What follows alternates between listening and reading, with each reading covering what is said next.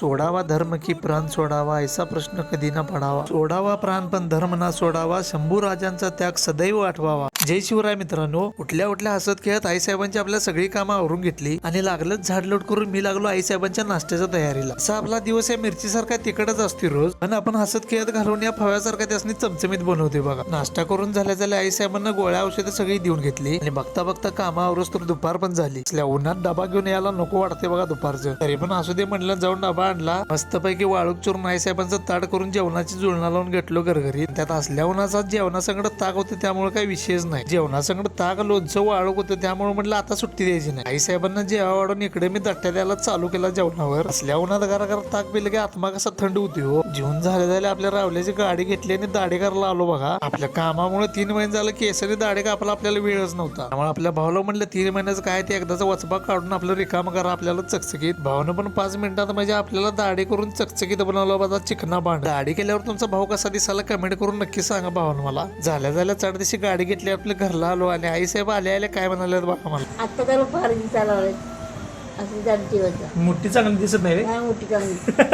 नाही चांगली. मित्रांनो, आपल्या धर्मवीर छत्रपती संभाजी महाराजांचा बलिदान मास चालू आहे आणि आपल्या गल्लीतली सगळी मुलं दरवर्षी बलिदान मास न चुकता पाळतात बरं का. जो राजा आपला धर्म वाचवण्यासाठी 40 दिवस मृत्यूशी लढला पण आपला धर्म नाही सोडला, अशा राजाला कोटी प्रणाम.